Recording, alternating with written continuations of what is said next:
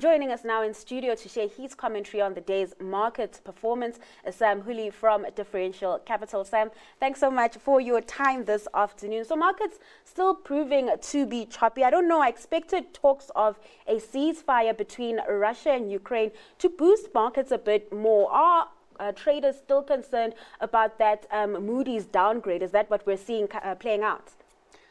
Well, it's interesting. What you really need to do is go back almost 4 or 5 weeks ago, from April the 2nd, when we had the first announcement of these very aggressive reciprocal tariffs by the Trump administration. And if you go back to that time and look where we are today, markets have in fact recovered significantly, and they are up. So it looks more like a tick, almost a V-shaped recovery that's happened. So effectively, market participants all across the world have effectively said that while this uncertainty persists, they've given it a vote of confidence that policymakers somewhere along the line will resolve it in a positive way. So you saw the Moody's downgrade on Friday night. The markets effectively said, well, that's a lagging indicator, and we're looking ahead. Really, if the S&P was up yesterday for the day, while our market's a little bit flat, but the S&P was up, and there was a little bit of a wobble early in the day, with the US 10-year bond yield going out, but that's since recovered. So I think effectively the market's saying that all of these factors that have been weighing down in terms of uncertainty, they're in the past, and we're moving forward. So it still persists, and there's some uncertainty, but the market has given it a vote of confidence. We're not down, we're up. That's right. And I know with, the JSE in particular, it really has proven to be resilient over time, but we are seeing markets pretty flat, pretty choppy here at home. Is it because we have those, risk factors coming up? I mean, Budget 3.0 tomorrow. We also have the upcoming talks between President Trump and President Ramaphosa. Yes, I think that's weighing on our markets just a little bit. Yeah. Which is why I think we're flattish. I would have expected, all things being equal, that given what's happened in the US and other markets, that we'd in fact actually be up. But it hasn't been the case. So I think there is an element of that. Overall, we at Differential Capital, what we do is we try to be very careful around soft data or sentiment, and we really are driven more by the harder data. And as far as we can tell, the harder data still indicates that there is a recovery underway and it's going well. So we'll see how the talks go in the next day or so. But overall, we're not negative at all. The data doesn't indicate for us to be negative. Let's, hit pause and look at what's taking place in China. Now, the People's Bank of China has cut rates yet again. An important move when it comes to, of course, shoring up China's economy. And as we've known that China has been boosting that economy, unleashing major stimulus packages over the past year or so.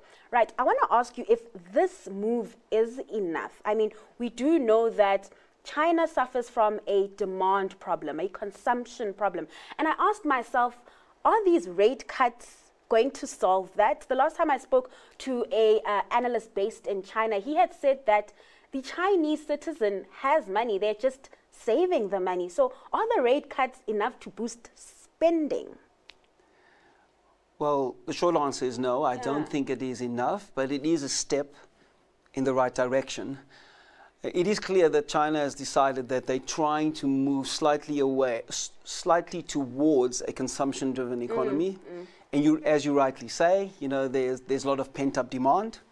But this is just the first step. The interesting thing for me, the more fascinating development, is that China's cutting interest rates and continues to do it, whereas the US has not. Yeah. When there seems to be indications that it is a viable thing for them to do. Now, as you know, interest rate cuts in different countries, they impact on currencies as well. So all else being equal, I think China is making a preemptive move in terms of the currency. But there's a long way to go. And we'll have to wait and see. And really, the jury's out as to whether China can do this transition towards a consumption economy. It should happen, it could happen. But, we'd much rather wait for the data to confirm. Come out, yeah.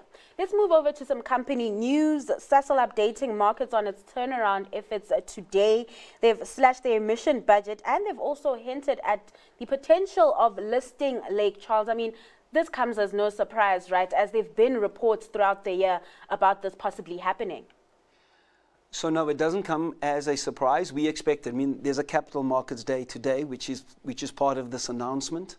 And if you think about it, you know, just 3 weeks ago, the Sasol share price was in the low 60s. It's now in the high 70s. So the market, as always, markets are discounting mechanisms. The market has gone ahead of this news. And the good news is, the positives in this news is, as you've already said, is there's clearly an indication from management to protect free cash flow. Yeah. They're either spending less in terms of capex, and at the same time they're committing to reducing debt to that $3 billion net debt or below before they're even thinking about paying dividends. So these are incredibly positive signs in terms of bolstering the balance sheet and protecting free cash flow, which is why the share price has moved up as much. In the long run, though, if Sasol were to be successful in this, they really have to be very successful in growing the underlying EBITDA. And I think the market will probably take a wait and see approach around whether they can, over the next 2 to 3 years, make the target in terms of EBITDA growth. Yeah, you seem really positive on Sasol, and I want to know if you're positive on Newton. They're also, you know, in the midst of a turnaround effort. They've managed to lower or narrow their losses for the year. What's your take on Newton, previously known as Transaction Capital, and without, you know, We Buy Cars, which had been, you know, the star in the group? So two things. So going back to Sasol, a few weeks ago, you know, we were not negative. Yeah. I think that the jury is out now. The news is out. All the good news is out. It now comes down to management execution. Okay. And we would think that we'd wait and see. We take a wait and see approach. The one positive thing that we can embrace about Sasol, and I'll come to Newton, is that they've now indicated that they're trying to hedge out the lower oil price. Yes. And they also making sure that they can protect themselves against lower oil prices so that they don't have to have a capital raise. So the big issue so we think that we'd wait and see, but we marginally positive, I'd say, on Sasol. All right. In the case of Newton, there's a 2-year restructuring that we're only halfway through. And as we've seen in the South African marketplace, restructurings are very difficult to execute. So we would argue that this result is just the first of many, and that management's on the right path, but we'd much rather wait. So we think it's a tough ask to turn something around, and, you know, they have reported losses. In time to come, I think the next trading result, which I think will probably come in the next 6 months for Newton, will give us a much greater clarity before. So we'd say we'd definitely wait and see. In the case of Sasol, we give them sort of a marginal positive slant. Let's hit pause on the conversation before we move on to your stock pick. Let's take a moment to touch on some counters that have been attracting interest from your industry peers. It's Alibaba. I think China is about 18 months behind the US in their AI adoption, and that cloud network is reaccelerating. The infrastructure as a service market is going to grow in the high teens over the next 5 years. I think it's a great business. They're sitting on about $80 billion of cash. I think that's about 20% of their market cap. It's still cheap by most metrics. Plus, they have about 900 MAUs on their retail platform. So, you know, we've seen through the US companies and Tencent, these retail platforms are massively beneficial for advertising revenue. So they can use these AI tools to deliver much better ROIs on the ads and the ad revenue. So I think there's a lot of growth that's recovering in Alibaba, and I think it's going to give you some good returns for the next 3 or 4 years, and it's cheap relative to global peers. I'm going to go with Pepkor today. So they had a really strong trading statement last week, and I had a look at the growth numbers relative to consensus, much higher than consensus for the full year. Also, I think consensus is a little bit too conservative for the next 3-4 years out. And if you account for that, the stock really doesn't look expensive relative to history.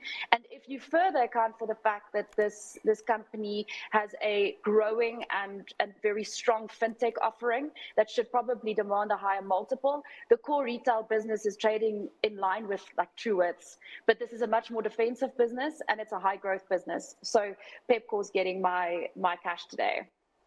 So Chantal, going with Pepco and Grant picking Alibaba, just your thoughts on those counters before we get your stock pick. We've been positive on Alibaba for a long time. Bear in mind, it's up 40% in dollars already for the last year. Late in March, you know, in the end of the first quarter, we changed our mind on Alibaba, so we're not as excited about Alibaba. There's a reason. There's been a huge capex spend on AI in anticipation of the demand that is due to come.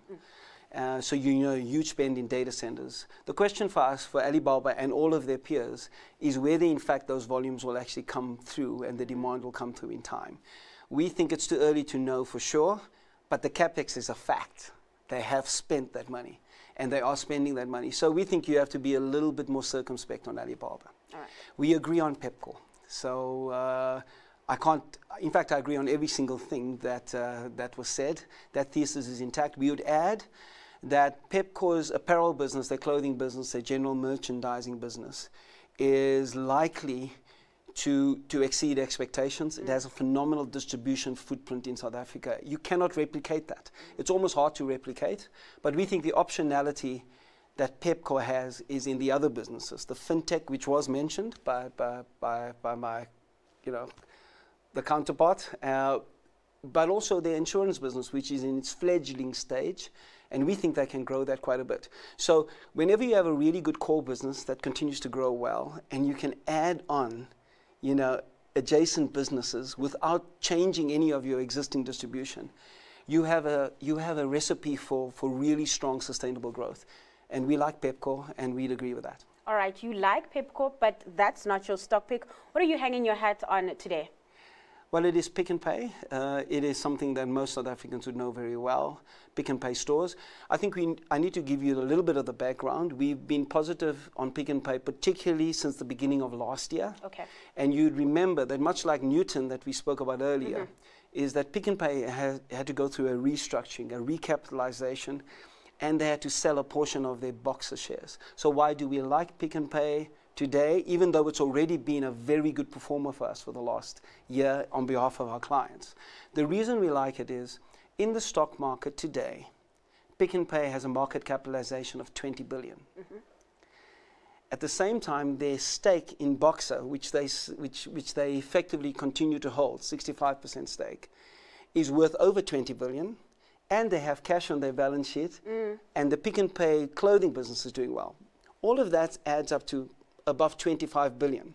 So by implication, if it's trading at 20 billion and they have these other assets of 25 billion, you have a negative value for the core Pick n Pay business. Now at Differential, we specialize in machine learning, AI, and data science techniques. And we have very good data on the Pick n Pay core business. And it's a range of data. You know, it's including market share data, geospatial analysis on stores, and customer reviews, including the pricing that is taking place right now in Pick n Pay stores all across the country. So we feel management are executing really well, and in the next 12 to 18 months, it will become clear that Pick n Pay is, in their core business, is doing really well, and a negative value for the Pick n Pay core business, we believe, is unjustified. Sam, thanks so much. Unfortunately, we have to leave it there. Oh, it's a pleasure. Thanks. We've enjoyed your analysis and just taking us through, you know, trade at midday. That was Sam Houlie from Differential Capital.